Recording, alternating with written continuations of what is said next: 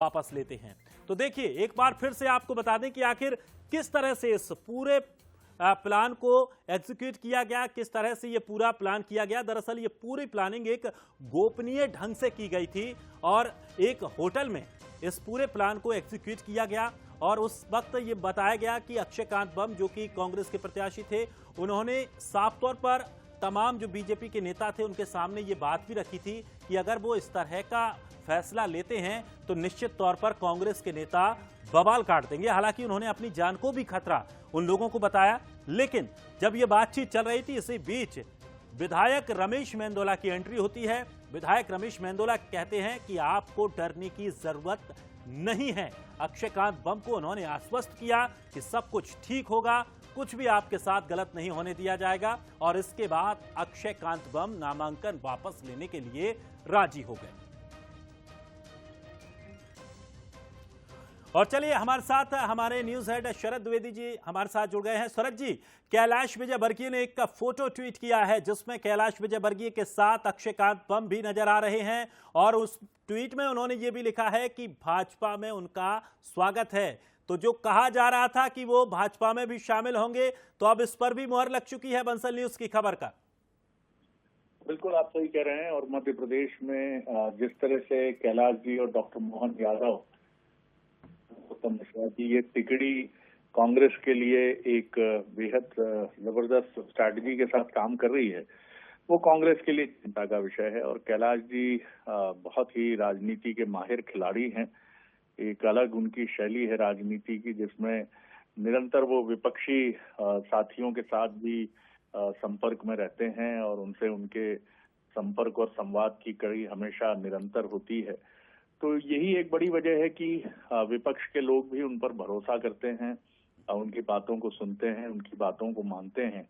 और इतना तय है कि डॉक्टर मोहन यादव मुख्यमंत्री मध्य प्रदेश की अगुवाई में जिस तरह से कैलाश जी ने इस पूरे मामले को आगे बढ़ाया है, वो मालवा की राजनीति में नए समीकरणों को भी जन्म दे रहा है कि आने वाले समय में मालवा की राजनीति के एक प्रमुख नियंत्रक के तौर पर कैलाश विजयवर्गीय फिर स्थापित होंगे। पहले भी वो थे, लेकिन बीच में जब वो दिल्ली की राजनीति में सक्रिय थे तो ये जगह खाली हुई थी और उस जगह को कोई भी बीजेपी का नेता भर नहीं पाया था। लेकिन अब कैलाश जी इसके लिए तैयार हैं। साथ में मुख्यमंत्री उनके साथ हैं, नरोत्तम मिश्रा जी अपनी भूमिका निभा रहे हैं। और अब इंतजार है कि अगला झटका क्या हो सकता है। क्या ये रामनिवास रावत होंगे?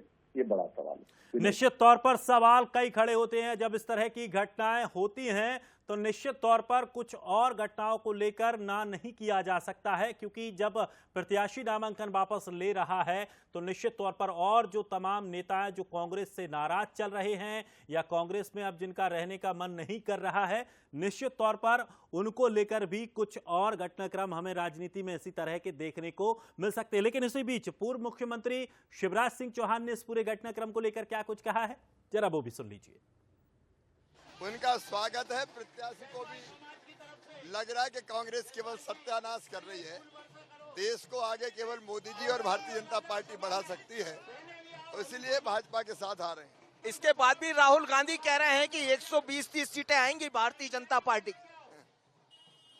अब इसको बौद्धिक दिवालियापन कहें या मानसिक संतुलन बिगड़ गया। लेकिन लोग कांग्रेस छोड़कर बीजेपी में आ जाते प्रत्याशी बनने के बाद। क्या ये मोदी के प्रति विश्वास है या विश्वास नहीं कांग्रेस पर? कांग्रेस पर विश्वास नहीं, मोदी जी के प्रति भक्ति और श्रद्धा। तो देखिए पूर्व मुख्यमंत्री शिवराज सिंह चौहान ने किस तरह से प्रतिक्रिया दी। उन्होंने साफ तौर पर कहा कि कांग्रेस खुद का सत्यानाश कर रही है और उन्होंने साफ तौर पर कहा कि मोदी के प्रति श्रद्धा और भक्ति है। तो निश्चित तौर पर यह श्रद्धा भक्ति की बातें जो कही जा रही हैं, कितना कुछ और कांग्रेस का नुकसान ये करने वाली हैं, ये देखना भी बड़ा दिलचस्प होगा। हमारे साथ न्यूज हेड शरद द्विवेदी जी भी बने हुए हैं। शरद जी, निश्चित तौर पर कांग्रेस को लेकर जिस तरह से शुरुआती दौर पे हमने देखा, विधानसभा चुनाव के वक्त भी काफी ऐसी स्थितियां बची, तमाम दिग्गजों ने साथ छोड़ा लोकसभा चुनाव से पहले, और अब तो चुनाव चलते चलते छोड़ते जा रहे हैं। क्या कुछ आत्मचिंतन करने की आवश्यकता है? कांग्रेस कहां चूक रही है? देखिए, अब चूकने से ज्यादा कांग्रेस को ये देखना होगा कि वो इन सारी चीजों का असर अपने मन पर, अपने कार्यकर्ता पर ना आने दे। इसको लेकर वो सोचना शुरू करे, क्योंकि ये क्रम थमने वाला नहीं है और कांग्रेस भी ये जानती है कि ये उसके बूते उसके वश में नहीं है। जिस तरह की परिस्थितियां हैं उन परिस्थितियों में कांग्रेस के हाथ में अब यही है कि वो इससे अप्रभावित रहते हुए अपनी टीम को आगे ले जाने की तरफ प्रेरित करे और ये कहे कि हमारे भी दिन कभी बहुरेंगे, अच्छे दिन भी आएंगे हमारे। इन सारी चीजों का असर अपने मन पर ना आने दे, क्योंकि ये बहुत की घटना भी सामने आई है और इस घटना का असर अगर बाकी सीटों पर प्रत्याशियों के मन पर, प्रचार पर पड़ा तो निश्चित तौर पर चुनौतियां बढ़ेंगी। चलिए, शुक्रिया शरद जी हमारे साथ जुड़ने के लिए। तो निश्चित तौर पर अच्छे दिन आएंगे, लेकिन अच्छे दिन अभी बीजेपी